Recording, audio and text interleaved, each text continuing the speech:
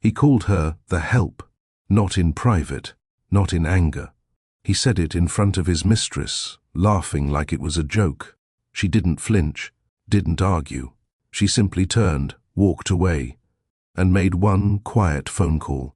What he didn't know was this: the house he lived in, the company he bragged about, and the fortune he flaunted, all sat on her name.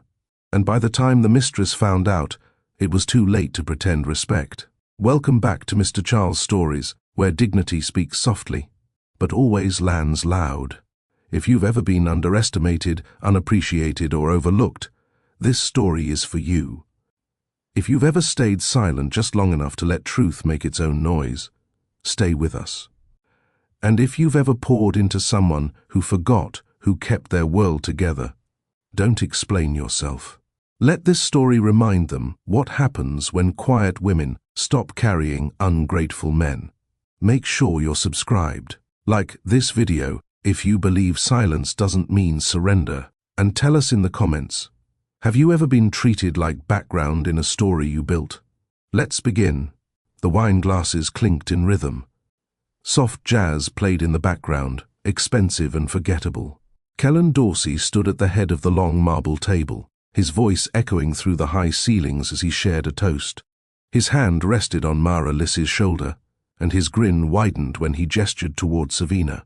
"She's always been great with details," he said. "Used to help with all my admin back in the day." The guests chuckled politely. Mara smirked. Savina sat quietly at the far end, her expression unreadable. She didn't correct him. She hadn't for years. To them, she was background. But the marble they sat on, the chairs they leaned back in, the air they called comfort, all existed because of her. She looked at her half-finished glass, the same wine she'd ordered for the cellar 3 months ago. She remembered choosing the vineyard, signing off on the shipment. Kellen had tasted it last week and declared it his new favorite. He had no idea she'd selected it. He rarely did. This was her house, but no one knew that, not even him anymore. 6 years earlier, it had been different. Kellen was still building his name. Not yet Dorsey Estates, just a man with charm, potential, and a list of unpaid invoices. Savina met him at a zoning commission meeting. He was arguing over a permit with nothing but swagger and vague promises. She was there helping a community non-profit secure land for low-income housing. He lost. She won. But he waited for her outside the building. "You tore me apart in there," he said, grinning. "Want to grab coffee and do it again?" She refused, twice, but by the third offer, he showed up with files in hand. "Help me do this right," he said. She did. They worked out of her apartment. She reviewed every contract, redrafted proposals, and taught him how to write property language that wouldn't get him sued. He brought her soup during long nights. She brought him peace during longer doubts. When he landed his first deal, he insisted on listing her as CO author on the contracts. When he landed his third, he didn't ask. He just thanked her and wired her a bonus. She didn't need roses. She wanted respect. And in the beginning, he gave it. Then came the attention. 2 years in, Kellen's company grew. 3 years in, the media came calling. 4 years in, they stopped saying Kellen and Savina, and just said Kellen Dorsey. She didn't mind the fading headlines.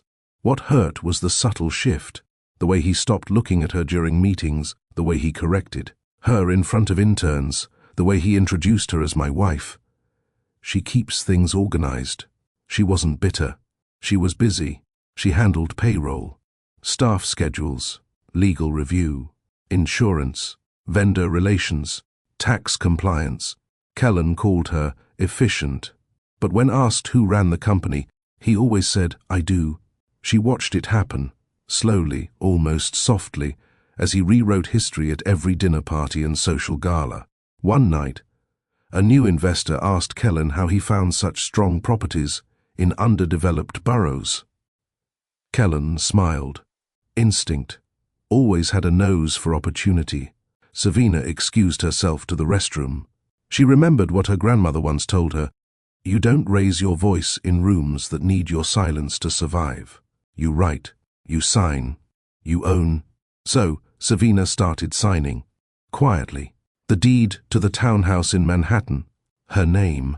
The corporate office lease in Hudson Yards. Her signature. The trust that held Dorsey's development arm. Established from her late father's inheritance. Kellen never noticed. She never asked him to. He handled the face. She built the floor it stood on. By the 5th year of their marriage, staff began referring to her as Mrs. Dorsey again, not out of romance, but out of legal necessity. If you wanted your paycheck on time, if you wanted your medical benefits approved, you had to go through Savina. She approved every raise, every budget. She didn't micromanage. She just made sure things worked. The irony? Kellen didn't care who approved what, so long as the bills got paid and the buildings got finished. He treated her like part of the machine. And she became the engine. At a gala celebrating Dorsey Estate's 5th year, Savina watched Kellen pose for photos with senators and CEOs. She stood to the side in a navy gown, sipping ginger water. A younger executive's wife approached her. "Hi, are you with one of the vendors?" she asked politely. Savina blinked, smiled. "I'm married to the vendor." The woman laughed awkwardly, said something about loving her earrings, and walked away. That night, Kellen kissed Mara's hand in front of the valet. Savina saw. He didn't. She didn't cry that night. She didn't scream. She sat at her desk and opened a drawer she hadn't touched in months. Inside was a file labeled Dorsey, Prenup and Holdings. She reviewed every clause, every signature. Then she opened a blank document titled Exit Strategy and began to type. Savina never believed in chaos. She believed in systems. While Kellen chased spotlights, she built structure behind every signed deal, every staff raise, every expansion into new markets. And when the spotlight drifted to Mara, she didn't panic. She planned. The first thing she did was call Ms. Hendry, the firm's longest-standing corporate attorney. "I want to update our documentation," Savina said calmly. "Does Kellen know?" "No, he doesn't need to. This is personal." Personal. That word echoed in her head. This wasn't revenge. It was recognition. The kind that didn't beg for applause. The next week, she quietly removed Kellen's discretionary access to the foundation accounts. Not with malice. With precision, she reviewed the language in their marital agreement, which she had helped draft back when she thought mutual trust didn't need protection. But even then, she had been careful. Everything she invested before marriage, every business decision with her signature, every trust built using her inheritance, was untouchable. She had protected herself without realizing how much she would one day need it. Mara had started showing up in silk robes, the kind Savina bought from a small Italian designer. Mara didn't know. She just wore them like she owned them. One morning, Savina walked into the kitchen to find Mara rearranging the spice rack. "Oh, hey," Mara said breezily, not turning. "I moved the basil and cumin. They were too far from the prep station." "Hope that's okay." Savina didn't respond. She simply walked past her, pulled her favorite mug from the shelf, and brewed tea in silence. "I was also thinking," Mara added, "we could redo the guest room. Kellen said you don't use it anyway. Maybe convert it to a photo suite." Savina stirred her tea, then looked up. "I like the room as it is." Mara blinked. "Oh. Okay," then smiled. "Of course. You're the house manager after all." Savina smiled too, but not because the comment was funny. She smiled because she just remembered the clause on page 6 of the property deed. Occupancy changes require written approval by the sole deed holder. Later that night, Savina went into the library, sat at the desk Kellen never touched, and opened her spreadsheet. Column A, asset column B, ownership column C, transfer risk column D, reclaim process. She filled in every row.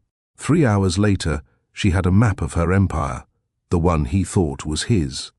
At Sunday brunch, Kellen sat across from 3 investors, pouring mimosas for Mara. "You have an eye for the modern touch," one said to her. Kellen beamed. "She's bringing a fresh look to the brand." Savina's been focused on logistics lately. Savina, seated beside the CFO, nodded without looking up. Logistics. His new word for the foundation of everything. She wasn't surprised. By now, she didn't expect gratitude. She expected oversight. So she let him speak. Let him build illusions. And she made notes. That evening, Savina opened an account in her maiden name. Not to hide, to separate. She transferred her publishing rights, her design patents, and her 12% share in a zoning software startup she had invested in quietly, all to that account. These weren't escapes, they were exits. She still loved Kellen. That was the hard part. But love without respect is a slow theft, the kind that erodes you word by word, joke by joke, until one day you forget you were the builder of the dream. 2 weeks later, Mara hosted a small influencer brunch. Savina wasn't invited, not formally. But the chef asked her if the menu needed approval, so she knew. She sat in her study that morning, while influencers toured the property, filming, for social media, posing beside framed artwork she had personally curated.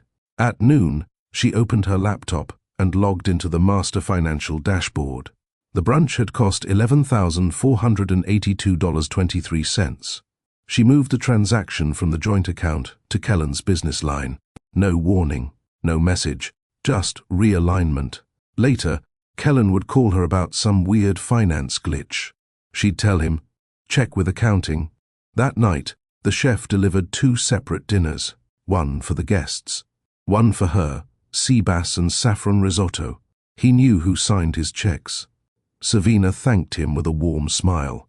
Please tell the kitchen staff they did beautifully. She sat at her own table in the sunroom, alone but not lonely. She ate quietly, savored every bite. This was still her house. For now. By the end of the week, she had reclaimed 5 more assets. The marketing rights to Dorsey Estates, the licensing for a boutique condo line. They developed her grandfather's property in Hudson she once let. Kellen renovate 2 joint investment accounts she unlinked, and her original real estate consultancy, which she never dissolved, only paused. She met with her lawyer again. This isn't a divorce, she clarified. No, Ms. Hendry said, but it's the legal equivalent of turning down the volume on someone's noise. And yet, Kellen never noticed. He was too wrapped up in brunches, campaign donors, Mara's content shoots, and his own reflection. He still called Savina efficient, still expected her to smile politely when Mara made changes to the staff schedule, still thought his name alone held weight. Savina knew better. She had seen power lose its grip before, not in explosions, but in slow leaks. This wasn't revenge. It was insurance. Insurance against being erased. Insurance for the women watching quietly. Insurance for herself. Have you ever built something only to watch someone else take the credit? Have you ever been called just supportive while quietly holding everything together? If this part of Savina's story hit close to home, don't stay silent. Like this video, if you believe quiet strength is still power. Comment below. Have you ever been underestimated like Savina? What did you do next? Share this with someone who needs to remember. Dignity doesn't have to raise its voice to change the room. And if you're ready for the justice that's coming, make sure you're subscribed. You won't want to miss what happens when the mistress thinks she runs the show. The first time Savina met Mara Liss, she was in the hallway barefoot, wearing Savina's silk robe. It wasn't borrowed. It wasn't offered. It had been taken, without permission, without thought. Morning. Mara beamed, as if they'd been friends for years. Kellen said you'd be fine with it. The robe is divine. Is it vintage?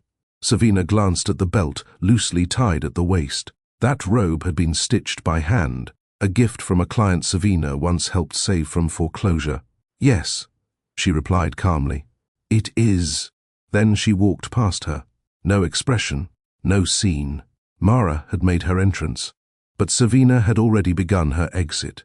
Mara Liss wasn't stupid. She was savvy in a certain way, the curated, filtered kind of smart that played well on. social media, and seduced easily in real life. She had grown up in Connecticut, with family money and a six-figure trust fund by 18. She modeled in college, ran a lifestyle blog, and knew how to tilt her head just right during a conversation. Kellen met her at a charity dinner. She wore red that night. He never stood a chance. Mara didn't see Savina as a threat. She saw her as a placeholder, the woman who handled errands while she, Mara, brought color back into Kellen's life. "I'm just here to help him remember what living looks like," Mara told a mutual acquaintance once. Savina heard about it later. She smiled again. Quiet women never announced their moves. 2 weeks after Mara moved into the guest wing, the household staff started asking quiet questions. Should they be taking instructions from Miss Liss? Was she the new lady of the house? Savina didn't respond with authority. She responded with signatures. Payroll? Her signature. Contracts? Her initials. Maintenance authorizations? Her call. She added a memo to the internal system. All staffing decisions must be routed through Mrs. Dorsey's office. No exceptions. No capital letters. No warnings. Just policy. Mara didn't notice. She was too busy redecorating the East Corridor and changing out tableware for her influencer brunch. She posted photos with captions like, "Bringing a fresh vibe to the Dorsey residence. Love building something real with someone powerful." Kellen reposted them all. Savina, meanwhile, reviewed the security footage archives. Not to spy, to prepare. One morning, Savina came down to find Mara directing the florist. "I want the centerpieces low. Think Parisian." Kellen said, "I have full creative freedom." Savina nodded, then opened her tablet and edited the catering account access, revoked Mara's login. Later that evening, the chef informed Mara that the brunch order had been cancelled. "I didn't do that," she said, confused. "No, Mom." Mrs. Dorsey approved the updated plan. Mara blinked. The name hit harder than expected. Mara tried again. She left a printed schedule on Savina's desk, proposal, estate rebranding, from traditional to trend luxe. Savina skimmed it. Color palette, white and taupe. Remove portrait in the foyer, outdated. Repaint library for softer tone, better for photos. Rearrange family room, more open layout for hosting. Savina circled one line in red. Remove portrait in the foyer. That portrait was of her grandmother, the woman who raised her, the woman who used to say, "Let them walk ahead of you. Power sits better behind the wheel." Savina didn't reply to Mara.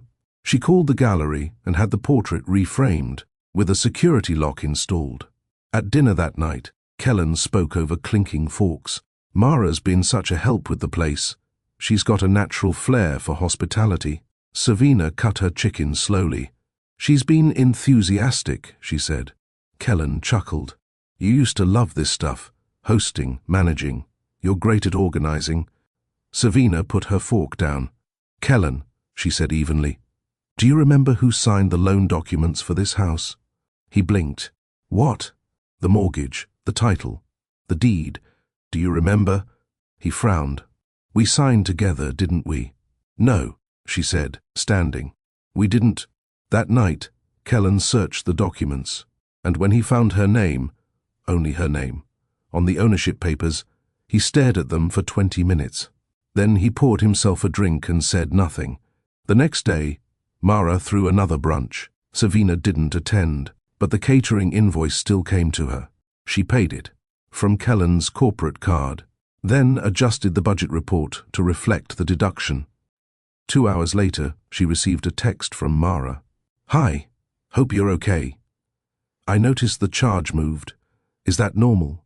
Savina replied with one word. "Yes." Mara didn't text again. The staff began avoiding Mara during instructions, not rudely, just cautiously. They saw what was happening. They'd seen women come and go before, some louder, some messier, but they had never seen anyone like Savina, never seen someone so quiet with so much reach. One evening, Mara walked into the study while Savina was reviewing quarterly reports. "I feel like we got off on the wrong foot," she began. Savina didn't look up. "I want this to work. I think Kellen's going through a hard time. Maybe we both care about him in different ways. Savina turned a page in her binder. I respect what you've built, Mara added, but you've been so passive. This house needs someone who can manage energy, not just money. Savina closed the binder gently. You think this house runs on energy? She said softly. Mara nodded. Yes, people feel things. Savina smiled. Then you must feel it shifting. Mara opened her mouth, but no sound came. Savina stood, walked past her. No raised voice, no insult, only gravity. Outside the door, one of the cleaning staff waited quietly. Savina turned and said gently, the tablecloths from today's brunch, burn them. Yes, ma'am. She kept walking. The staff didn't speak it aloud, but something had changed. They had worked in that house for years, some since the beginning. They had seen Savina walk the halls in quiet grace, never raising her voice, never flaunting her authority. But now, they watched her differently, with the quiet respect reserved for someone who didn't fight for power because she already had it. Mara still gave instructions. She still smiled at delivery men and thanked the florist as if running the estate. But every time a decision needed approval, someone inevitably replied, I'll have to check with Mrs. Dorsey. Mara's smile thinned more each time. One morning, Savina entered the study and found the desk cluttered with printouts. Mara had left an event proposal, Dorsey x Mara, a taste of elegance, a partnership, brunch targeting media influencers, city council members and luxury brands. Projected cost, $42,000. Projected ROI, priceless exposure. Savina turned the page. No legal disclaimers, no budget approvals, no respect for who handled the books. She placed a sticky note on the first page, declined. Not strategic. Later that evening, Kellen confronted her. Savina, what's the problem with the event? He asked. She's just trying to help elevate the brand. Savina was calm. If Mara wants to elevate something, she should do it on her own dime. Kellen narrowed his eyes. You're being petty. She nodded once. Possibly. Then she turned back to her laptop. Kellen didn't understand how many decisions Savina had quietly built into the foundation of the company. He didn't know that her signature was on the LLC operating agreement, that she held controlling interest in the branding rights, that her family's trust owned the intellectual property of the company's first 3 development projects. He thought power came from being loud, from being seen. He forgot that legal ink speaks louder than camera flashes. Mara, sensing tension, began turning staff against Savina subtly. She's intense, right? She whispered to the new housekeeper. I mean, brilliant, sure, but cold. I don't think she likes people. The housekeeper listened, nodded politely, and later reported everything to the estate manager. That evening, Savina met with the estate staff privately. No accusations, no theatrics. Anyone who feels they cannot work under my guidance, she said gently, can leave with full compensation and letters of recommendation. No judgment. No one left. Mara grew more nervous. She threw herself into planning, trying to create a name in the Dorsey orbit. But she kept hitting walls. Vendor invoices weren't approved. Bookings were denied. The business credit card she used for flowers stopped working. Kellen chalked it up to technical stuff, but Mara knew. The ghost in the system was Savina. She didn't need to say no. The walls said it for her. Then came the day of the investor dinner. Kellen was hosting Mr. Kubo, the Japanese real estate magnate. It was the biggest opportunity of the quarter, a global expansion deal. Kellen curated the guest list, chose the menu, prepared his talking points, and brought Mara as his personal consultant. Savina didn't plan to attend. She had reviewed the proposal documents in advance and revised them.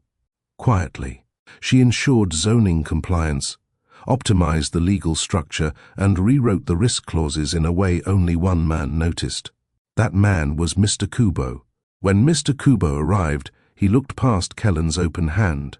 Mrs. Ellery Dorsey, he said warmly, extending his own. You're structuring on Long Island City. Very impressive. Mara froze. Kellen blinked. Savina smiled softly. Thank you. I wasn't sure you'd received the revisions. We did, and we revised our offer because of them. Kellen recovered, laughing nervously. She's got a sharp eye. Sometimes helps with drafts. Mr. Kubo's smile faded. Her name is on all of them. We are not investing in the man whose name is printed. We are investing in the woman whose mind is signed. Fawkes paused. Mara's breath caught. Kellen tried to salvage it with a toast. Savina sipped water. No words. That night, Mara confronted her. I didn't know you were involved in all the deals, she said, tight-voiced. You didn't ask, Savina replied. Mara crossed her arms. I'm not your enemy. Savina turned to her. Calm. Final. No. You're just a symptom. The next morning, Savina called Miss Hendry. I'm ready, she said. Her voice didn't tremble. Her plans didn't need edits. She wasn't asking for permission. She was confirming execution. Kellen always walked like the world belonged to him. After all, he had built it, or so he believed. Dorsey Estates was now on the front page of financial magazines. His name came up at luncheons hosted by city council members. Developers wanted to partner. Photographers wanted exclusives. And thanks to Mara's curated presence, Kellen's life looked like something out of a luxury magazine. Except, of course, for the fact that his accounts had started feeling tighter, and the people he used to control now deferred to someone else. He didn't understand why vendors weren't responding as quickly, why the legal department checked with Mrs. Dorsey before signing anything, why the tax attorney now insisted on looping her in. He chalked it up to transition, growing pains from expanding. But behind the scenes, Savina was pulling every string she had once handed over. Savina had always kept clean records. Every document Kellen signed, she kept the originals. Every transfer she approved, she printed. And every time she had funded a deal in the early days, from her inheritance, from her real estate income, from her design royalties, she kept receipts. Kellen never paid attention. He thought joint accounts meant joint control. He was wrong. She had never relinquished ownership. She had allowed him to play king in a castle she legally built. Now, she was quietly reclaiming the crown. It started with a small change.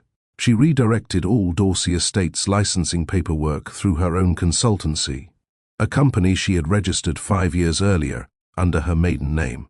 The consultancy had always been dormant, a placeholder. Now it was the funnel. All creative assets, designs, zoning blueprints, and architectural concepts were routed through Savina Ellery Holdings, which meant every time a new project launched, she earned a percentage. Every image used for branding, licensed by her company. Every deal referencing those blueprints required her approval. It didn't block Kellen, yet, but it rerouted control, and control, Savina knew, was the real seat of power. Meanwhile, Mara continued to pose. She styled the guest wing as her own, and hosted a soft branding shoot for her lifestyle blog. She titled the shoot, Inside Our Home, Where Love Meets Legacy. Savina saw it by accident, scrolling through her inbox. The subject line caught her eye. Inside Our Home? The photos showed Mara leaning on the library ladder, arranging flowers in the foyer and walking barefoot. Across the marble floor, the floor Savina had chosen, negotiated, and imported from a quarry in Italy. One photo included a close-up of a framed family portrait. Savina stood next to Kellen in that picture. Mara had blurred it in the upload. Savina didn't react. She didn't email Mara. She called her tech consultant and requested a review of the estate's privacy policies. Within 2 hours, a cease and desist notice was drafted, reviewed, and scheduled for delivery, not under Savina's name but through a media rights lawyer. Mara received it the next morning. She stormed into the kitchen, waving the document like a flag. Savina, what is this? Savina calmly sipped her tea. A reminder. For what? That some things, Savina said, setting her cup down, cannot be borrowed. Mara's mouth opened, but she had no words. She turned, furious, and found that no one was watching her, except a housekeeper who quietly returned to polishing silver. That afternoon, Kellen pulled Savina aside. "You didn't need to go legal," he said. "You didn't need to let her film." She replied. He sighed. "She's trying to contribute. She believes in what we're building." "No," Savina said softly. "She believes in what I built." Kellen's brows furrowed. "What do you mean?" Savina held up a single sheet of paper. It was the original deed to the estate. Only her name was on it. "I let you decorate. I let you claim space. But you were always a guest, Kellen." He took the paper with shaking hands. In the days that followed, Savina made other moves. She activated an old clause in the Foundation Charter, one that granted her temporary executive power during periods of brand instability. She called it proactive restructuring. No one challenged it. No one could. She had written the clause. The CFO sent her weekly reports. The marketing director scheduled calls around her availability. And when new investors wanted to discuss future development, they asked if Savina would be present. They didn't trust the image of Kellen anymore. They trusted the consistency of Savina. One evening, after a long board meeting, Kellen walked into the house and found Savina working in the sunroom. "You're shifting the business away from me," he said quietly. She didn't look up. "I'm protecting what I built." "I built it too." She raised her eyes, calm, steady. "Then, show me the paperwork." He had nothing to say. The next morning, Mara approached her one last time. "I get it now," she said. "You're not cold. You're deliberate." Savina looked at her, still holding her pen. "You thought I was furniture." Mara nodded slowly. "I thought you were safe. You mistook quiet for weakness." Mara hesitated. "What now?" "You leave," Savina said. Mara didn't speak again. She packed that afternoon. By evening, Savina was alone in the library. The portrait of her grandmother hung still. The room smelled like sandalwood and old paper. She opened the filing drawer, removed one folder, and placed it on the desk. Inside was a simple title. Dorsey Exit Strategy, Phase 2. She clicked on the first page. Mara's departure was quiet. No drama, no suitcases hurled into waiting cars. She didn't scream. She didn't cry. That would have required attention.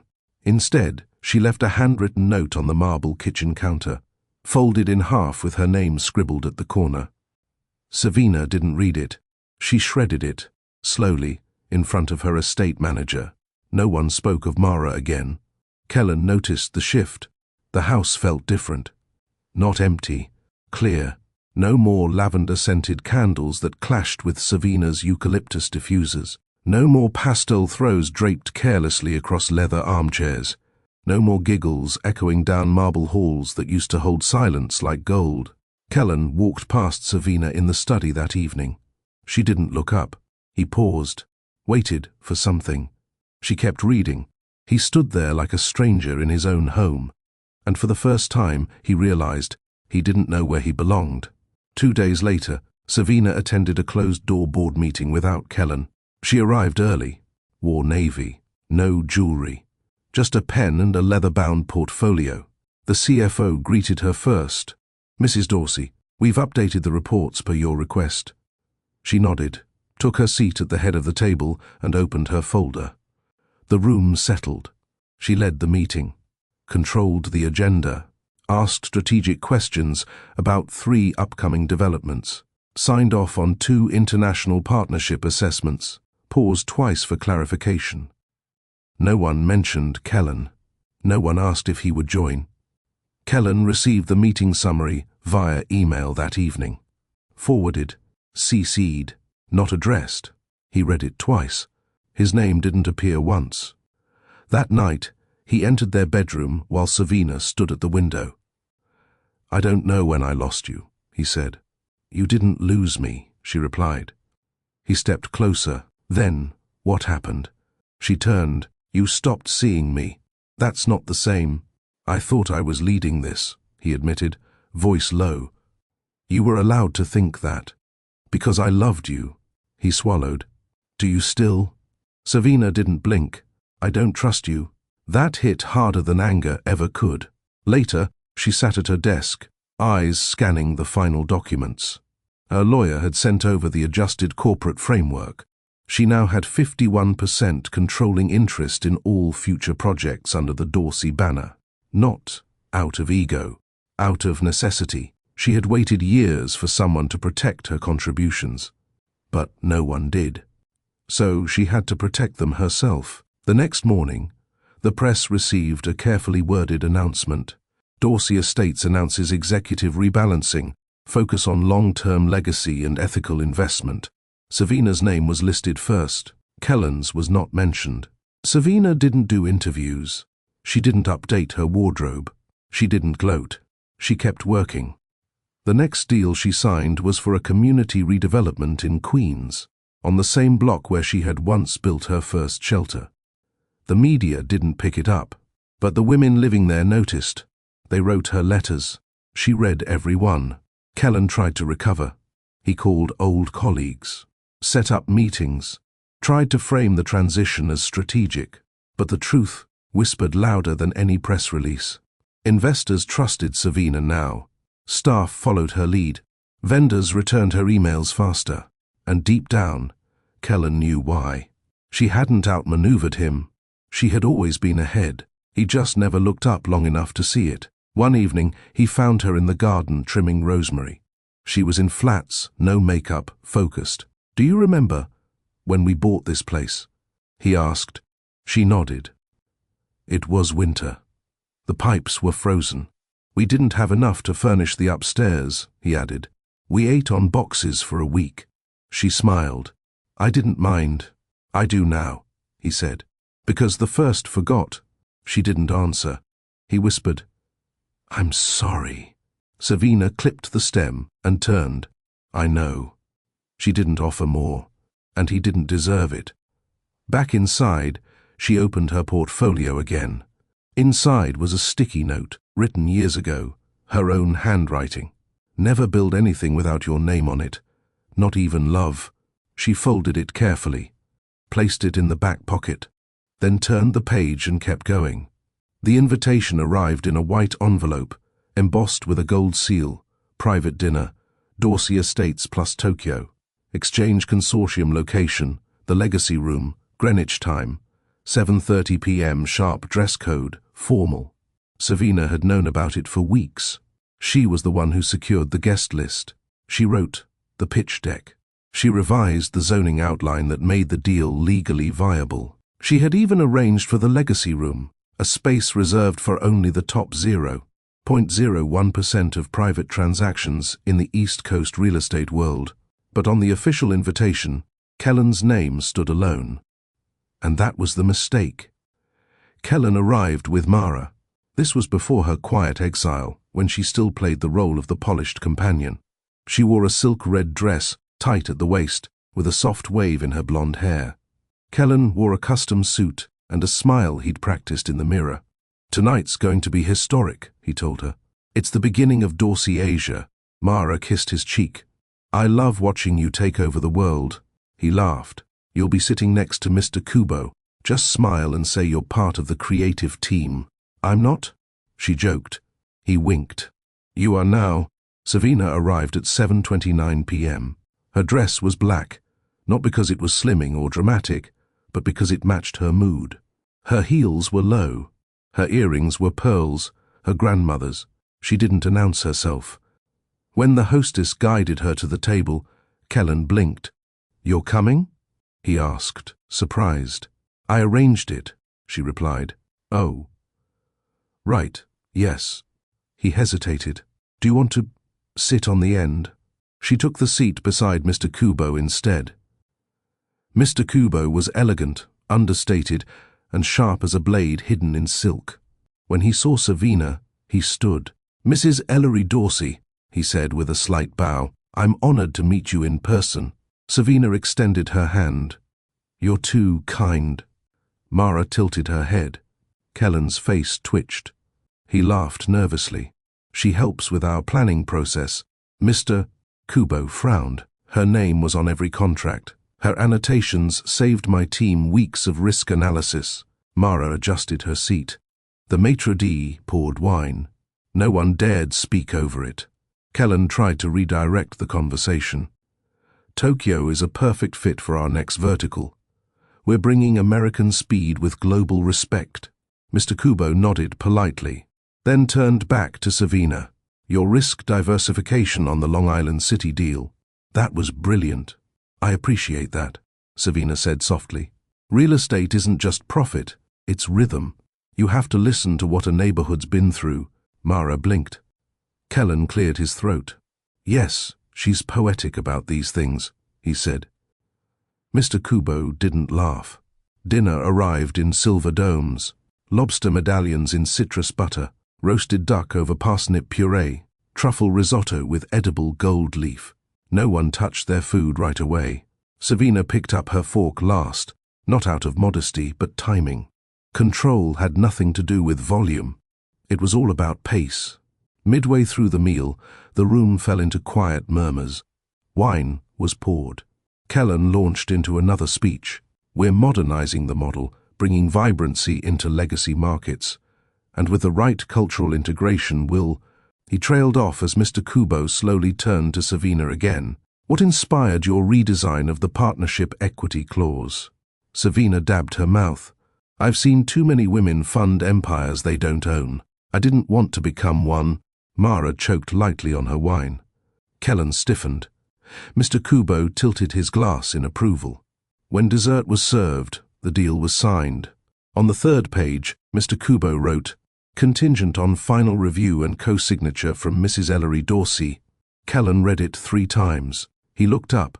"Sir, I thought I'd be the signatory." Mr. Kubo didn't flinch. "I do not invest in illusions, only substance. If you want my billions," she signs. The rest of dinner passed in polite silence. Mara stayed quiet. Kellen smiled too wide. Savina left first. Outside, in the cold evening air, she walked alone to her car. No driver, no entourage, just power.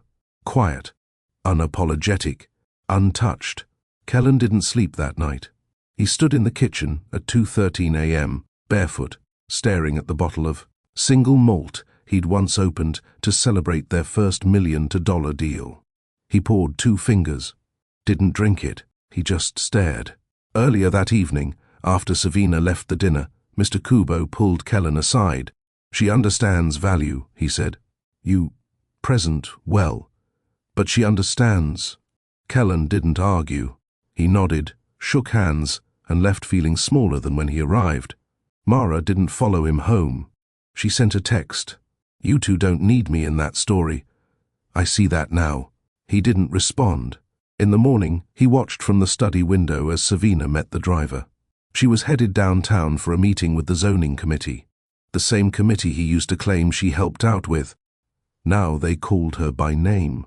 He watched her get into the car and disappear into traffic. Purposeful, steady, whole. He turned to the fireplace where their wedding photo sat on the mantel. He hadn't noticed the fading edges, or the fact that she wasn't smiling fully in it. At the office, he arrived to find everyone on a different rhythm. The receptionist didn't say, "Welcome back, Mr. Dorsey." She said, "Good morning. Mrs. Dorsey is in Conference B." The legal team asked if he'd seen Savina's latest edits. The finance director asked for her signature on the quarterly report. The branding team requested her input on the Tokyo campaign. No one mentioned him. He felt like a figurehead. Decorative. Expected. He sat in his glass office, staring at his name on the wall. Kellen Dorsey, founder. But it didn't feel like it meant anything anymore. That evening, Savina returned home late. She dropped her heels by the door, set her bag down, walked into the kitchen and made tea. Kellen was already seated at the island. He watched her. No tension, no heat, just observation. She looked over briefly. "Long day?" "Long realization," he said. She poured the hot water, waited for him to go on. "You're the reason it all worked," he said finally. She didn't look up. "I should have said it years ago." "You did," she replied calmly. "Then you stopped." He swallowed.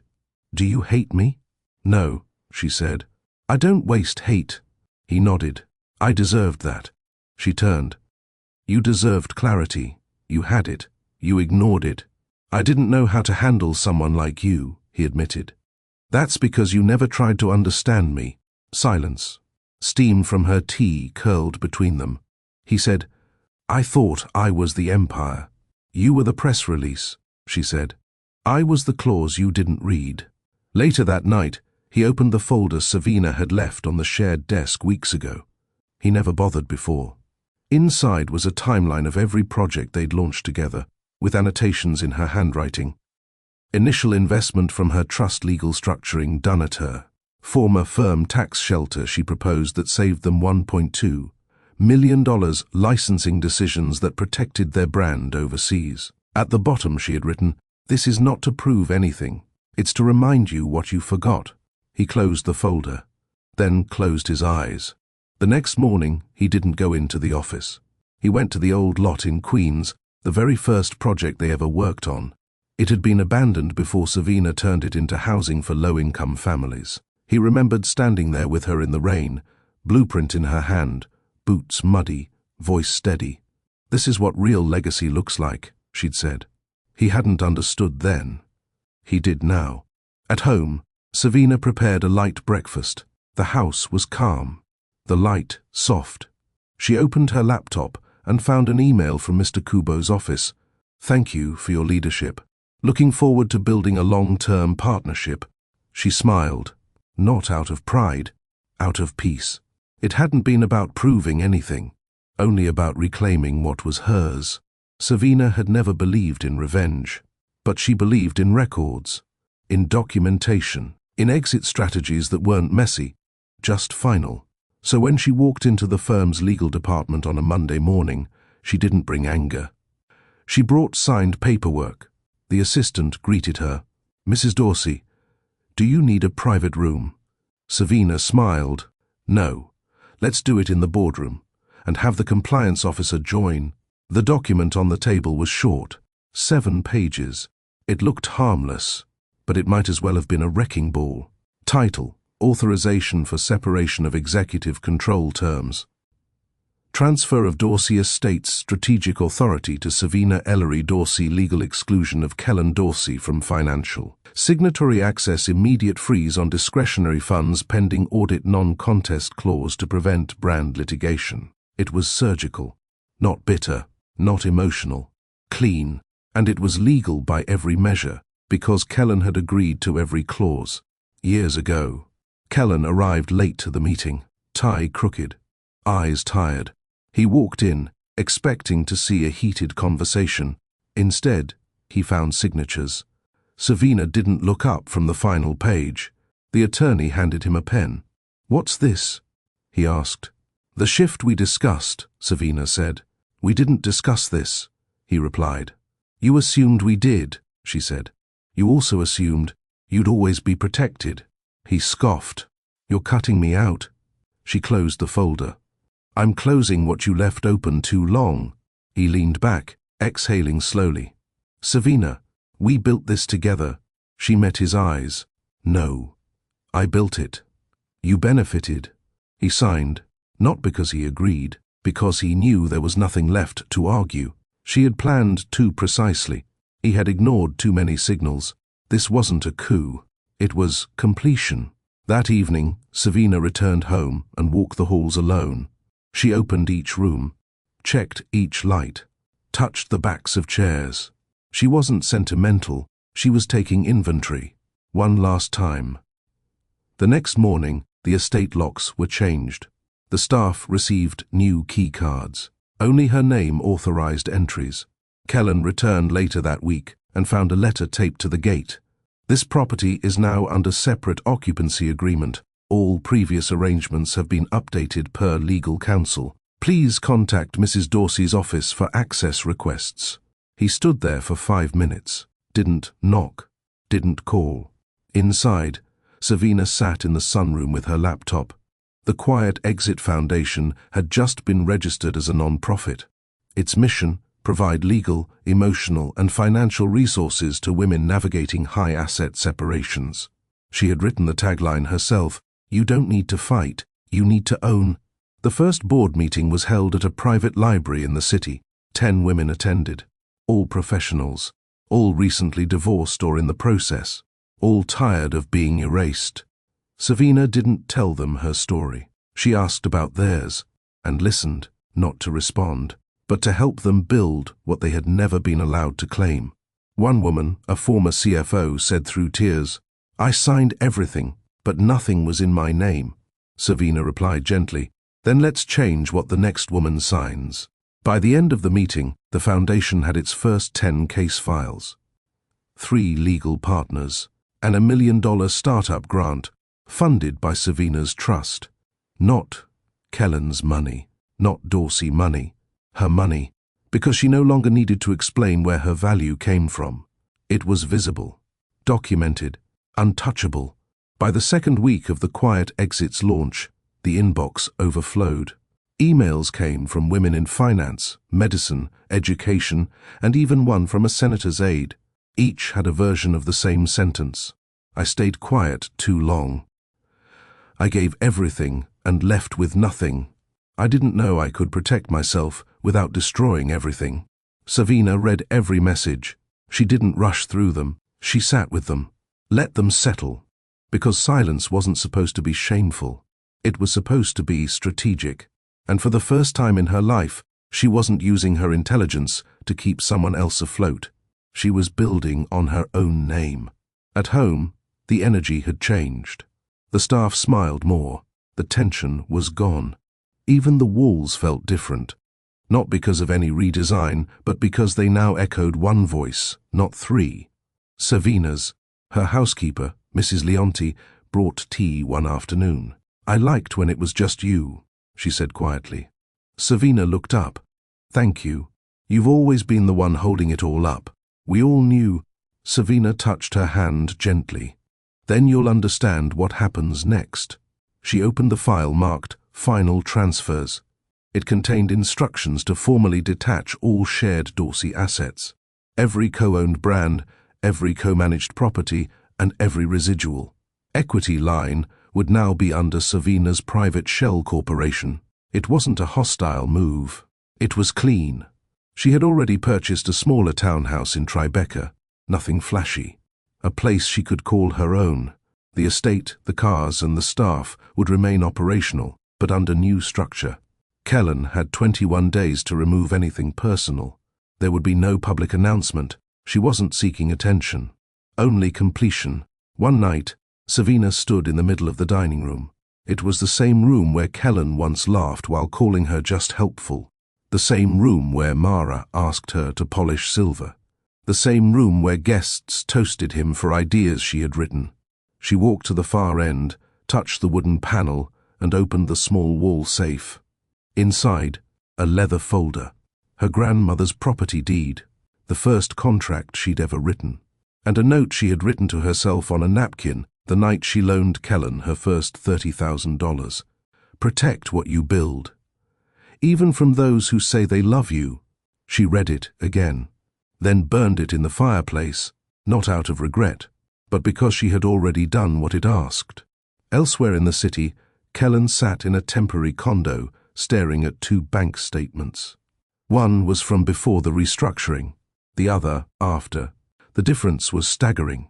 He still had money, of course, status, recognition, but the liquidity, the credit extensions, the partnerships, they were all tied to systems Savina had created.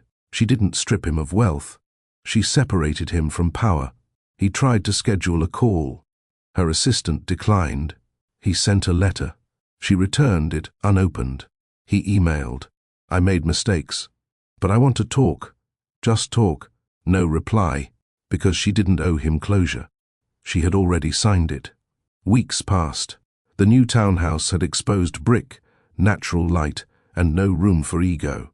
Savina moved in quietly, brought only what mattered: her laptop, a box of old photos, her grandmother, his rocking chair, and 3 signed contracts she kept framed above her desk.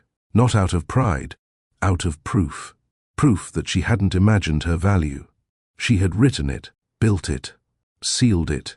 One evening, she stood by her window and looked out at the skyline, not to be inspired, to acknowledge it. She had helped shape that skyline. Her projects, her pen, her strategy, and no one could ever erase that now. Have you ever realized that the thing you built no longer has space for you? Have you ever reached the point where walking away wasn't weakness, it was wisdom? If Savina's quiet strength speaks to you, take action today.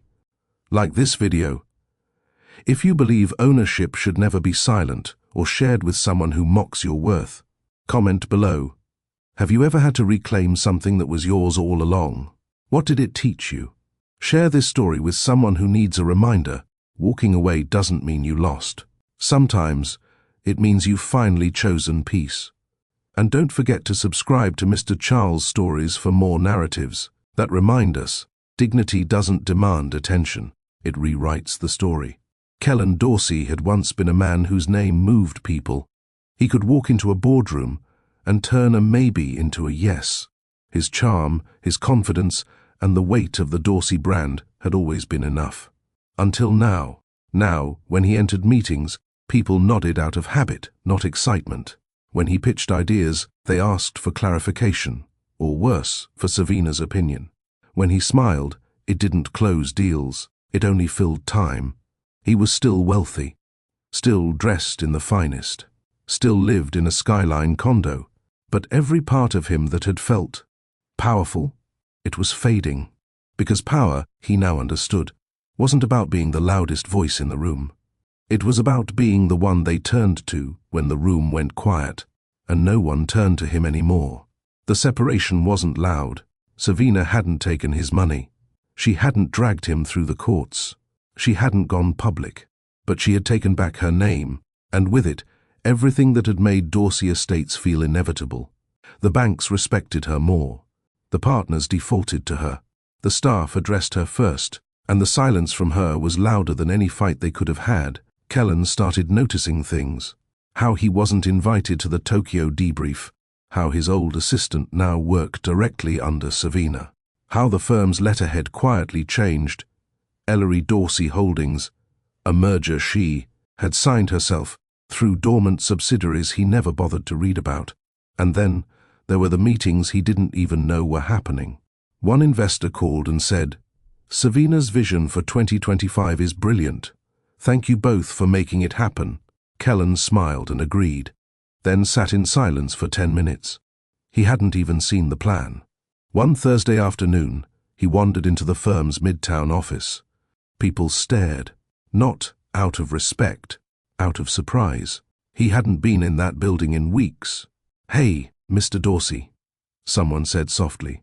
He nodded, tried to act like it was normal. But when he entered the glass conference room he once claimed as his, he found the nameplate gone, replaced by a schedule reserved, executive use, Mrs. Dorsey only. He stood there, empty-handed, then turned and left. That night, he poured himself a drink, not out of stress, out of ritual, a habit that hadn't served him in months. He stared at his reflection in the window, the same tailored suit, the same face, but the energy behind his eyes, it was unfamiliar, because he wasn't the one people listened to anymore. He wasn't the architect of the future. He was the echo of a past someone else had outgrown. Kellen opened an old notebook, one Savina had given him during their first year of business. Inside were handwritten notes. "Don't promise more than you can build. Every deal is personal to someone. Never forget who's in the room helping you stand tall." He remembered when she'd written that last one. They were at a rooftop bar.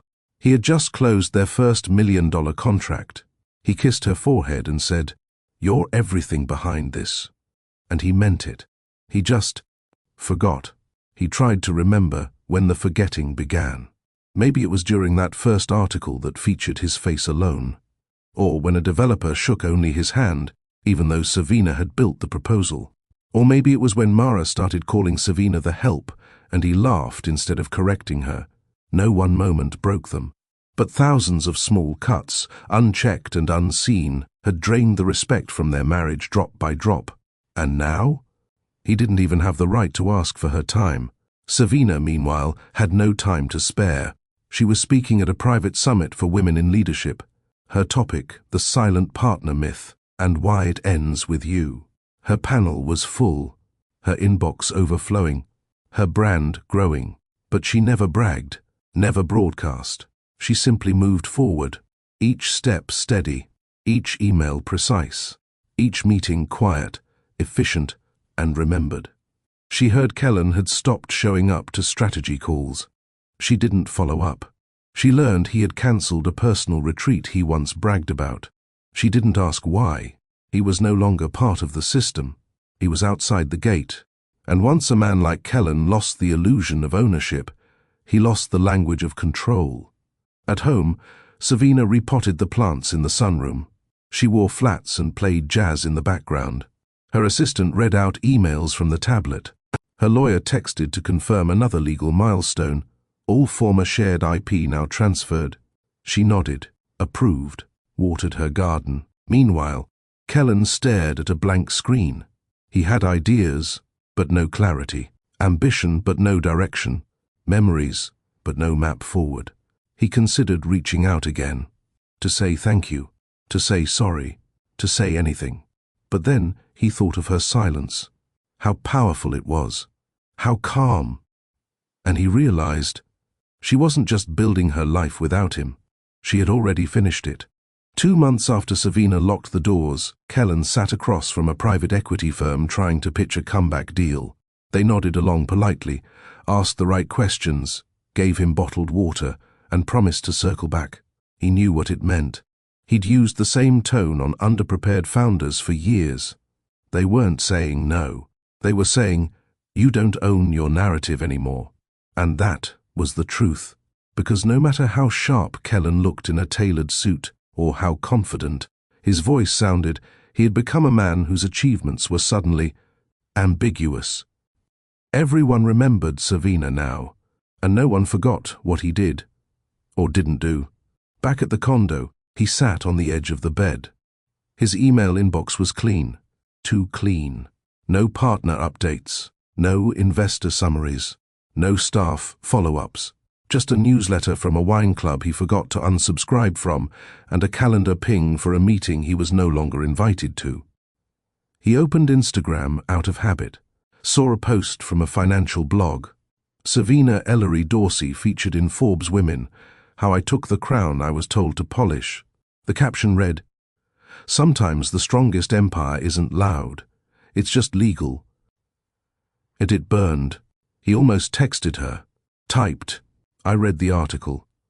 You looked powerful," then deleted it, not because it wasn't true, but because she didn't need validation from him anymore. He had spent years speaking over her, and now silence was the only honest language left between them. Savina, meanwhile, was sitting in a quiet restaurant in the village.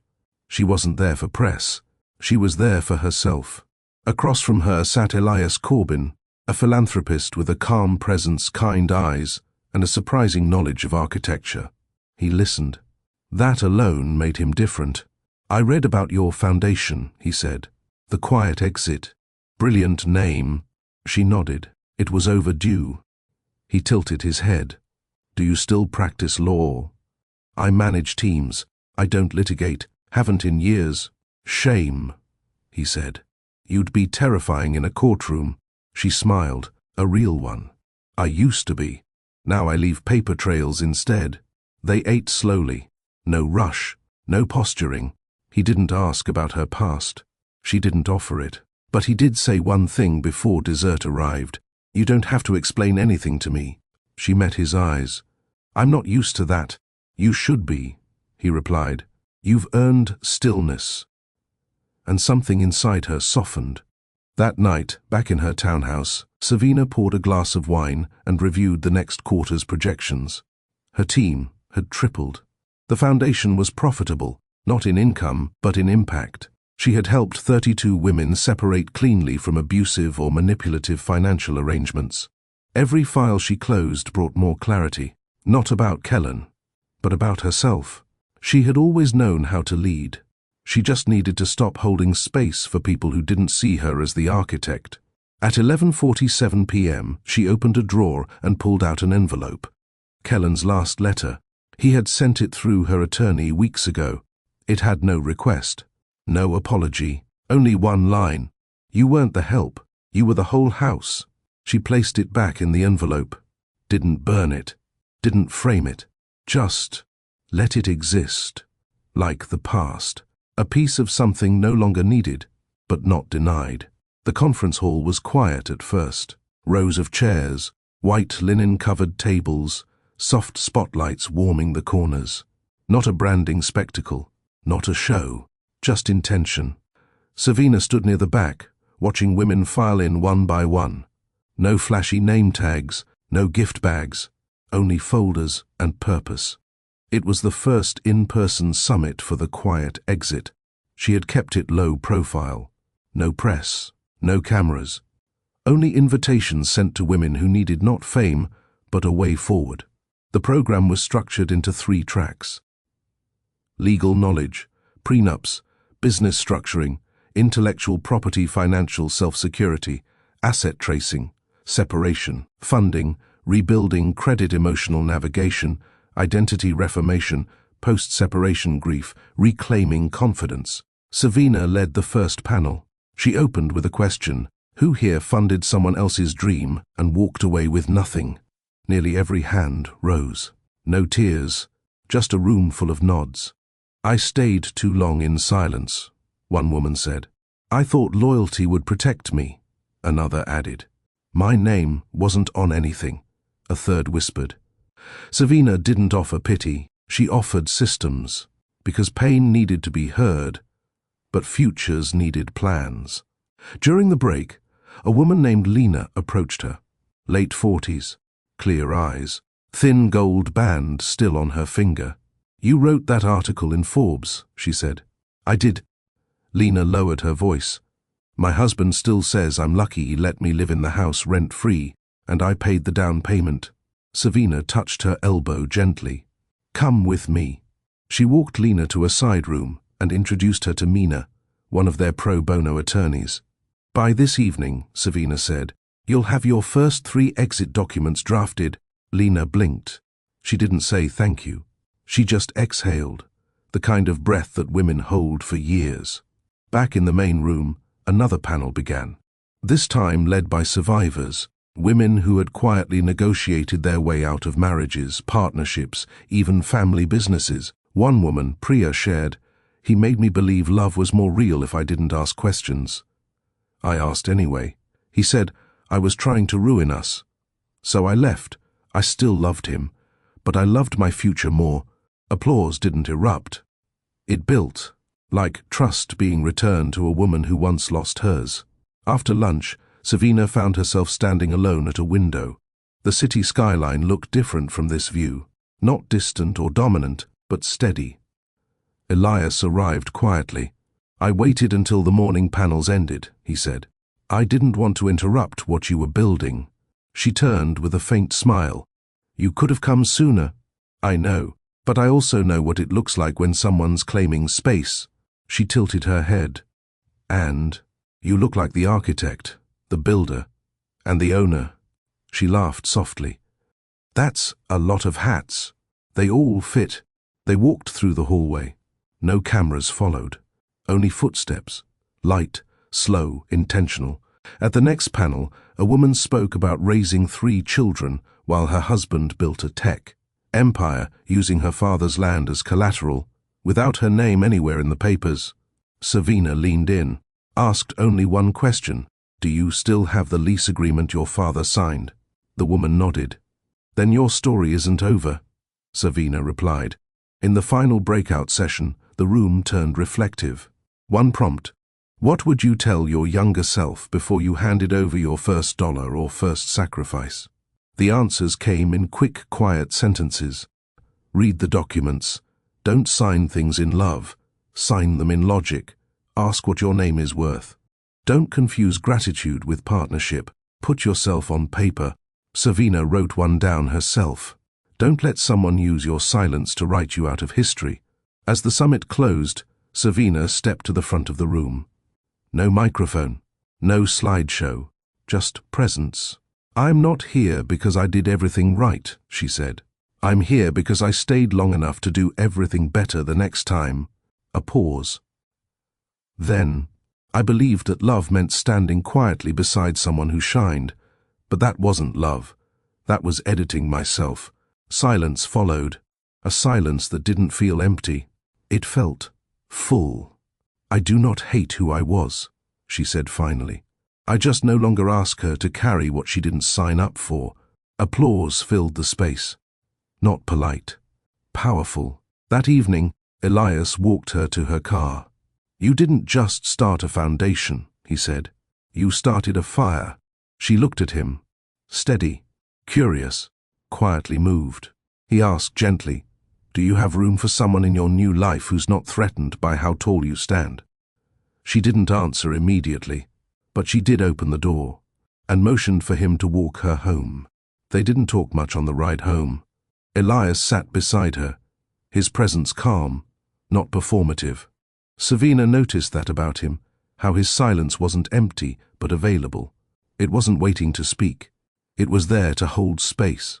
When they reached her townhouse, she didn't invite him in. Instead, she asked, "Are you free Saturday?"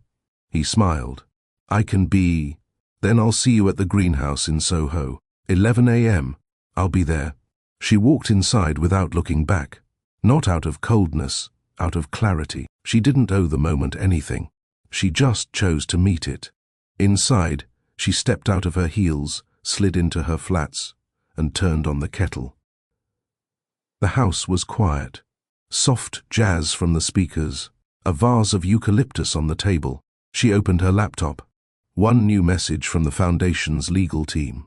Subject, Case 33 update, closure confirmed client, Lena action, property separation finalized.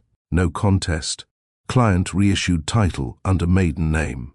Savina stared at the line, then closed her eyes. One more woman who wouldn't have to start over in shame. One more name back in the hands of the woman who built it. That weekend, at the greenhouse, Elias was waiting. He wasn't dressed to impress. Dark jeans, rolled sleeves, a wristwatch worn, not polished. "You're early," she said. "I didn't want to miss my chance." She smiled. They walked the rows of herbs and rare florals. She picked up rosemary. He gravitated toward basil. "You cook?" she asked. Well enough to avoid embarrassment. She raised a brow. "That's a low bar." "I respect your standards." They sat on a bench under a hanging vine. Elias looked at her carefully. "Do you miss him?" Savina didn't answer immediately. Then, "Sometimes I miss who I thought he might grow into. And now I know some people grow, and some people decorate their emptiness with people like me." He nodded. "You gave more than he knew how to hold. I gave more than I had permission to give myself." That quiet hit deeper than any confession. He didn't offer sympathy. He offered a moment, a real one. "I'm not here to fix you, Savina. I'm here because you don't need fixing. You need space. I can offer that." "And what do you need?" she asked. "Someone who knows what it costs to carry their own legacy. And chooses to anyway." She looked at him, really looked, and didn't flinch. By Monday morning, Savina was back in command. The Foundation received 2 new partnership offers. A publishing house wanted her to write a book. She declined for now. Not because she had nothing to say, because she wanted to finish writing her new life first, before letting the world read it. That week, she drafted a letter. She didn't send it, but she wrote it for herself. "Kellen, I don't need you to say you're sorry. I needed you to say you saw me, when it mattered.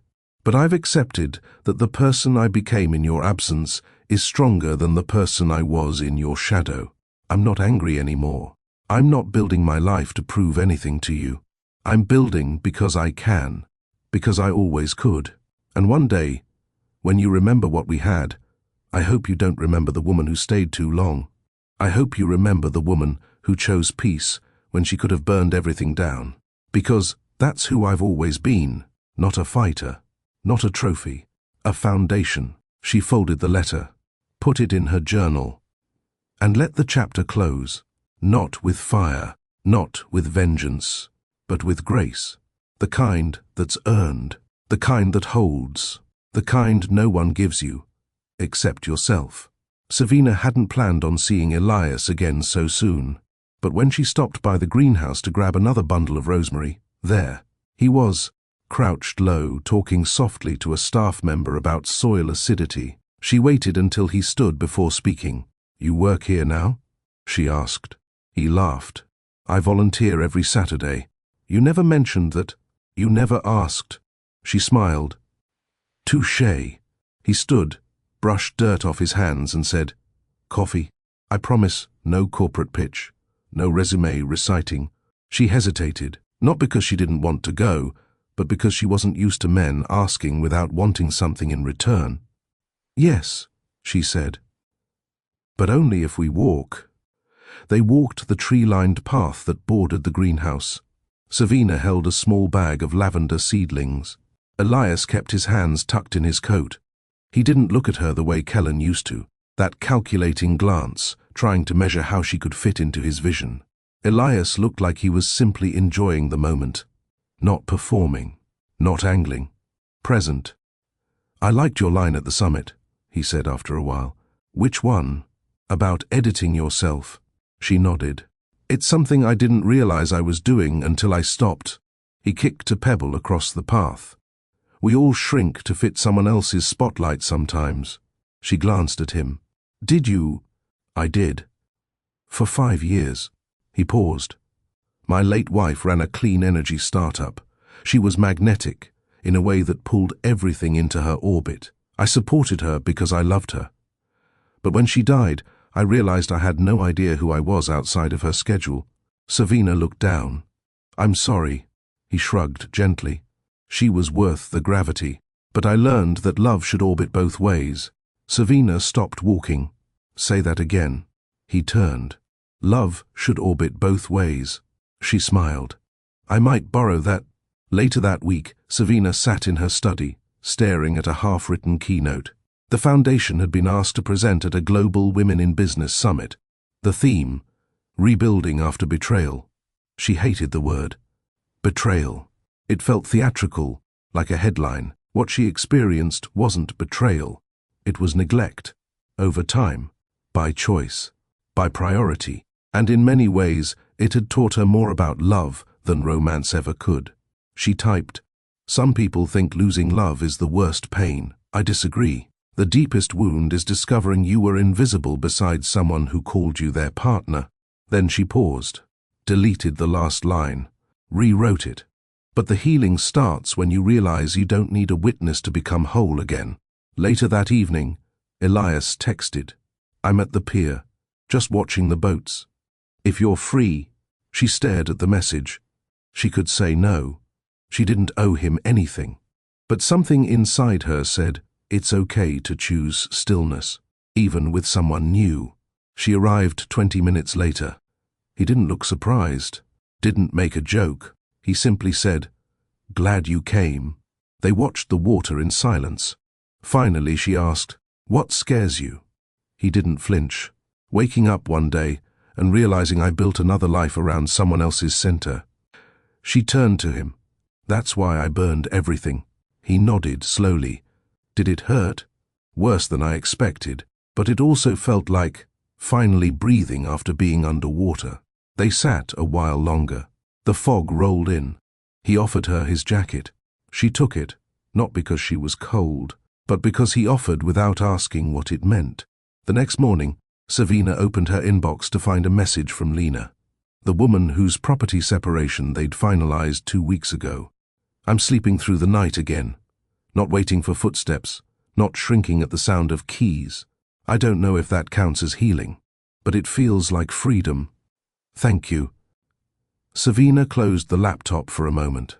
No noise, no music. Just stillness. That was enough. She had built something that gave other women the choice she was once told she didn't have. And that, more than money, applause, or titles, was peace. By noon, she was in the Foundation's conference room, mapping out an expansion plan with her team. 3 new states, 12 new caseworkers, 50 projected clients by 4th quarter. When the finance director asked about raising outside capital, she paused. "No investors," she said. "Not yet. We don't want voices in the room who haven't lived this story." Heads nodded. They understood. This wasn't about scaling fast. It was about protecting integrity. Savina had lost enough pieces of herself to someone else's ambition. This time, everything, every inch, would be done on her terms. Later that week, she met Elias for coffee.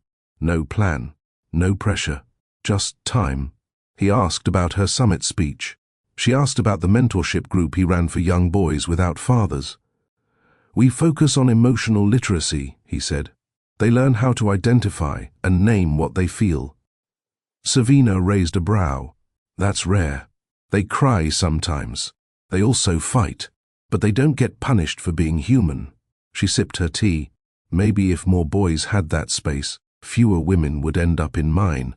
He looked at her, not like a man looking for a moment to impress, but like a man genuinely listening. "Maybe you should speak to them," he said. "Not about divorce, about power." She considered it. "I don't usually speak to young people. That's why it would matter." The following Saturday, she stood in front of 12 boys, between ages 10 and 16. All sat with different kinds of silence, fidgeting fingers, bouncing knees, sideways glances. But they listened. "I built something big," she said. "Not a company, a habit." They stared. "I built the habit of hiding how capable I was. I thought being quiet was safer, nicer, more lovable." One boy raised his hand. "Did someone tell you that?" "No," she said. "They didn't need to. They just praised me more when I said less." Another boy asked, "Did that hurt?" "Eventually," she replied, "but by the time it did, I was already used to being small." They didn't respond with oohs or gasps. They nodded, boys who had already learned to filter their strength. "Do you think you're still small now?" One of the older teens asked. Savina smiled. "No. Now I build things that don't shrink me." The room went quiet again, but it wasn't discomfort, it was recognition. Elias thanked her afterward. "You said exactly what they needed to hear. I said what I wish someone had told the man who broke me." He nodded. "You still care about him?" "I care that he never learned better." Elias didn't press. He only said, "You speak like someone who doesn't need saving." "I don't," she replied. "But would you let someone walk beside you anyway?" She looked at him carefully. The next week, Kellen sent a final email. Subject, "No reply needed." "I won't ask for a second chance. You've made it clear, with more grace than I ever gave you.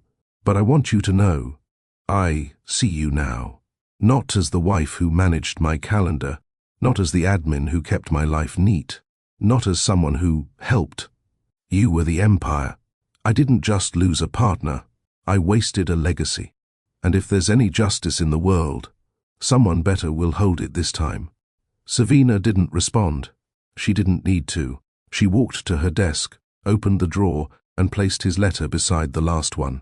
Not out of emotion, out of finality. She had kept her dignity through dismissal, her clarity through chaos, her power through silence. Now, she was keeping nothing that didn't match her future. 6 months later, the ballroom was flooded with soft lights and quiet awe. Not the kind reserved for celebrities. The kind that came when people finally saw the face behind a movement that had changed lives. Savina stood beneath the white and gold banner of the Evora Collective, dressed in a satin suit that didn't ask permission to exist. Her speech had just ended. No dramatic music, no mic drop, just truth, delivered without apology. A young woman from Arizona approached her with tearful eyes. "You gave me the language to walk away," she said. "I didn't even know what coercion was until your Foundation's podcast." Savina held her hand gently. "You knew," she said. "You just didn't have the words yet." They hugged, briefly, but it lingered. Across the room, a small group of attendees buzzed around the media banner. They weren't talking about the designers or the donors. They were quoting her line, "Freedom isn't the absence of pain. It's the presence of self-trust." It was already trending online. Self-truster Savina standard. She didn't check her phone. She didn't need to. Backstage, her team gathered around a tray of champagne flutes, laughing about how Lena almost tripped on the mic cord and how Davina hugged 3 senators without realizing who they were. But when Elias walked in, they paused, not out of awkwardness, but anticipation. He wasn't a man who hovered. He showed up when it mattered. Savina didn't rush to him, but her smile softened. "You came," she said. "I said I would. Still, you didn't owe me presents. Some things shouldn't be earned. They should be offered." She nodded, looking around. "This isn't a win I needed to share." "No," he agreed, "but it's one someone needed to witness." An hour later, Savina stepped into the private lounge reserved for media meet and greets. She didn't expect anything but the usual PR manager holding an iPad and a list. What she found was Kellen, standing alone. No camera crew, no assistant, just a single envelope in his hand. She stood still. He looked, not defeated, not proud, something in between, like a man who had lost the right to narrate, but showed up anyway. "I thought you wouldn't come," she said evenly. "I wasn't sure I should," he replied. Savina didn't offer a seat, but she didn't leave either. He stepped closer, not in intrusion, in honesty. "This isn't a plea, it's an update." She blinked.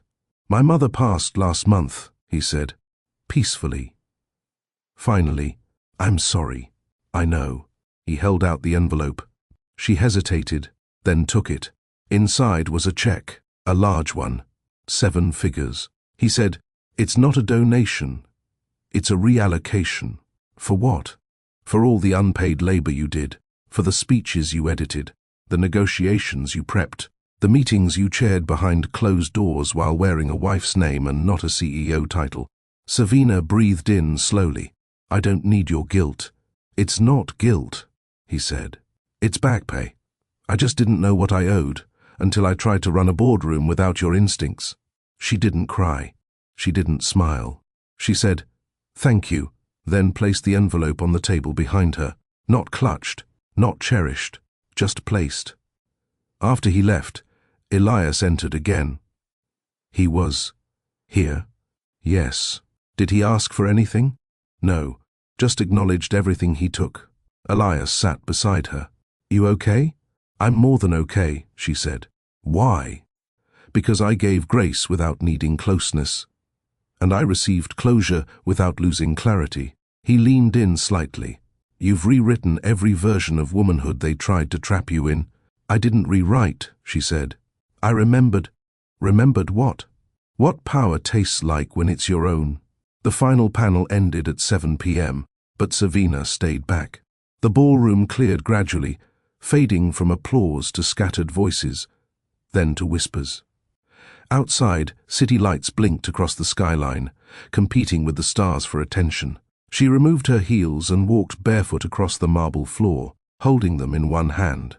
Elias had left hours ago, after making sure she was fed and hydrated. He didn't hover, he never did. He simply said, "Call me if silence gets too loud," and kissed her forehead. Now, she sat alone at the center of the venue, resting her hand on the armrest of a velvet chair once reserved for governors. A staff member approached. "Do you want us to pack the flowers for you?" Savina smiled. "No, let them stay here. Let the scent remind whoever enters next that something soft once filled this room." Later that night, she returned to her apartment. Not a penthouse, not some curated escape, a real, lived-in home. She placed her phone face down and walked to the kitchen. From the fridge, she pulled out the dessert Elias had left, lemon tart from her favorite Greek deli downtown. Beside it was a note in his handwriting, "Soft doesn't mean small. Proud of you." She sat on the couch, eating directly from the container, one bite at a time. No ring on her finger, no guilt in her chest, no unfinished sentences in her mind. The next morning, Savina visited the rooftop garden of the women's shelter her foundation funded. Young mothers pushed strollers. Elderly volunteers arranged herb baskets. Kids chased one another between raised garden beds.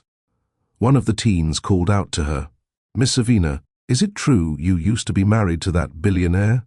Savina paused. "Yes." "Was he mean?" She smiled gently. "He was powerful. But sometimes the hardest thing is realizing power doesn't always mean you're safe." The girl nodded. You don't look like someone who ran away. I didn't run. I left. There's a difference. Why? Because peace isn't found. It's chosen. By noon, she met with her legal team. Not because of lawsuits or threats, because she was finalizing the bylaws of the Evora Collective. Clause 4.2 read, "No romantic partner shall co-own decision-making, authority, unless serving in an official capacity with full transparency."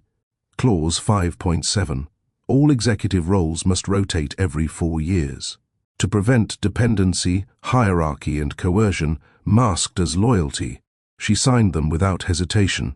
Her name now meant something, not because of Kellen, not because of headlines, because she had made meaning from the ruins.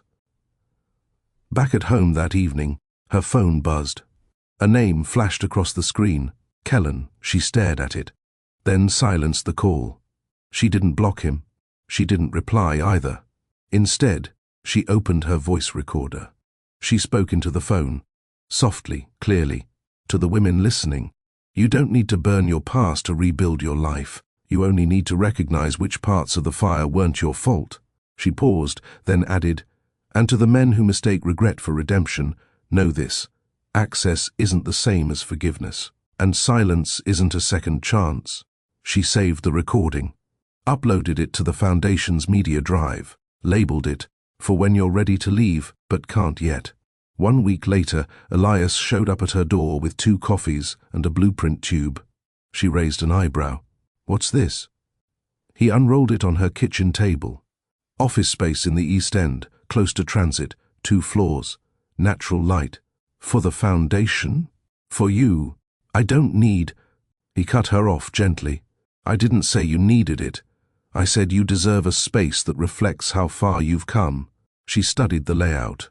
A corner reserved for art therapy, a breastfeeding pod, a rooftop meditation garden, and a conference room named "No More Apologies." She whispered, "It's beautiful."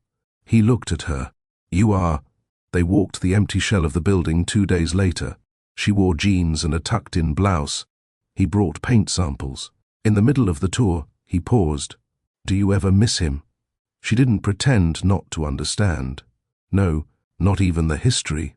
I don't miss versions of myself. I had to silence to keep a relationship alive." Elias nodded. "I've never loved someone who loved their own voice more than mine," she added. "And I've never been this heard before." He touched her wrist lightly. "This time, no one's speaking over you." That night, they didn't rush closeness. They shared a meal, then a silence, then a glance that lasted longer than either admitted. And when he leaned in, she didn't flinch. Because this time, intimacy didn't feel like surrender. It felt like choice. 3 months had passed. Spring painted the city with gold and green. Rooftops bloomed. Parks buzzed. But Savina kept her focus steady. The new Evora Collective headquarters opened last Friday. News outlets called it a bold haven, built by soft power. Social media called it what dignity looks like when it stands tall. But Savina? She called it enough, not perfect, not revenge, just enough. She sat on the wide balcony outside her new office, watching 2 women laugh over a pitch deck beside the window. One wore braids, the other wore a hijab. Both wore their voices with pride. Inside, Elias sat at the front desk pretending to be her receptionist for the day. "I like greeting people," he'd shrugged earlier. "And also, I'm hiding from the smell of paint on the 2nd floor." Savina smiled at the memory. No grand declarations. No "you complete me" nonsense. He simply showed up. Again and again, until his presence became the safest thing in her world. Later that day, she hosted a group of teenage girls visiting from a local school. One of them, with shy eyes and chipped pink nails, raised her hand. "Do you ever feel like you wasted time being with the wrong person?" Savina nodded thoughtfully. "I used to. What changed? I realized lessons aren't wasted if they teach you how to never repeat them." "And do you love someone now?" She smiled. "I love someone who doesn't need me to shrink to stay." The girl grinned. "That's what I want too." Savina leaned forward. "Don't settle. until you have it. That evening, a knock came at her door. Not at home. At the office. Kellen. He wore a grey coat and looked older than before. Not tired. Just misplaced. She didn't ask why he came. Didn't offer a seat. He held out a folder. I finalized the divorce settlements.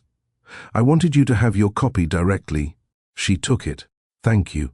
He shifted. Savina, I read that article about the collective. You've done well. I didn't do it to be praised. I know. That's why it worked. A pause. Then, do you hate me? No. Do you forgive me? No. He breathed in slowly. Fair. She added, I don't need to hate you. I outgrew you. He blinked, swallowing his pride. I hope you're happy. She looked him in the eye. I am. But happiness wasn't the goal. Peace was. Then she opened the door wider, not to invite him in, to let him out. After he left, she stood by the window. Her phone buzzed. Elias, dinner. I'm thinking pasta, or slow-cooked everything. She replied, only if there's wine. His reply came instantly. Always. At his place, music played low. Her shoes stayed by the door. His kitchen smelled like rosemary and roasted garlic. They ate on the floor. No table between them. No fear either. He poured her wine, then leaned back. So, are you still married to your voice? She grinned. Committed for life. And if someone else wanted to love you without asking it to be quieter? She reached out, brushing his hand. Then, he'd have to meet me where I am. Not where I used to be. I'm already here. She didn't say anything. She kissed him instead. Back at her place later that night, alone again, she lit a candle and sat by the window. Not waiting for a sign. Not longing for closure. Just being. She whispered to the quiet, thank you for not breaking me. And to herself, thank you for choosing you. The following week, Savina spoke at a university women's summit. The theme, voice, power, and healing. She didn't bring notes. She didn't rehearse. She brought memory. Years ago, she began, standing on the stage in a cream suit, I said, I do too. A man who liked the sound of my laugh, but only when it wasn't louder than his. A few chuckles rose. A few heads nodded. I thought love meant becoming smaller, gentler, easier to live with. She paused. But love that asks you to lose your identity isn't love. It's control wearing a smile. Silence. Deep. Sharp. Listening. I was mocked in my own home. Undermined in public. And when I was pregnant, I was lied to while his mistress mocked me behind menus and luxury gowns. More silence. But I walked away. Not because I stopped loving him, but because I started loving me. The crowd exhaled like a single breath. And now, she added softly, I don't raise my voice to be heard. I raise it to remind others they don't have to whisper through pain. Applause thundered. Not for her past, for her peace. After the event, a student approached. Tall, nervous, eyes brimming with unspoken things. Miss Savina, my dad left my mom last year for someone younger, and I think, sometimes, I hated her for staying quiet. But today, you made me see that silence doesn't mean weakness. Sometimes it's survival. Savina touched her shoulder. You're allowed to grieve all of it, even the parts that confuse you. Can I ask something selfish? Of course. Does it get easier? Savina's answer was gentle. It gets clearer. Weeks passed. Elias didn't rush their story. He didn't buy grand rings. He brought soup when she had the flu. He sat through silent Sundays. He watched documentaries she forgot halfway through. And once after dinner, he looked at her and said, You never have to be anyone but exactly this. That's enough for me. And that, more than diamonds or declarations, made her heart steady. One Sunday, Savina hosted a small retreat for women rebuilding their lives. In a sunlit room with soft rugs and hot tea, she opened a discussion circle. What do you regret? One woman asked her, Only the years I believed I was hard to love. Another asked, Do you believe in revenge? No. I believe in distance, growth, and becoming so whole they can't reach you anymore. A third asked, would you marry again? Savina smiled. Maybe, but not to be completed. To be companioned. They liked that word. Companioned. In a quiet moment that evening, she took out the first journal she kept during her marriage. Pages filled with self-blame, apologies she never owed, and dreams she delayed. She tore them out, one by one, burned them in a ceramic bowl on her balcony, not out of hate, out of release. Because healing sometimes means letting old versions of yourself go up in smoke. The next morning, she walked to the Evora Collective. No car, no staff, just her. As she passed the front doors, Elias waited with a paper coffee cup and a lazy grin. I know it's Monday, but you look like Friday peace. She laughed, taking the cup. You're ridiculous, and you're radiant. Don't argue with me, I'm the barista today. Inside, the team was preparing for a new workshop titled Reclaiming Self After Betrayal. Savina smiled. The title was bold, raw, real. She didn't need to teach every session anymore, but she stayed close, guiding, supporting, watching women rise. In the final scene of her week, she sat alone with a notebook. She didn't write about pain. She wrote about growth. She didn't write about him. She wrote about her.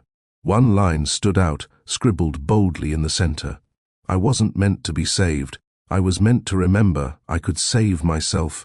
If you felt Savina's strength, if you've ever walked away so you could walk taller, if you've rebuilt after betrayal, not just your life, but your voice, tell us below what you reclaimed.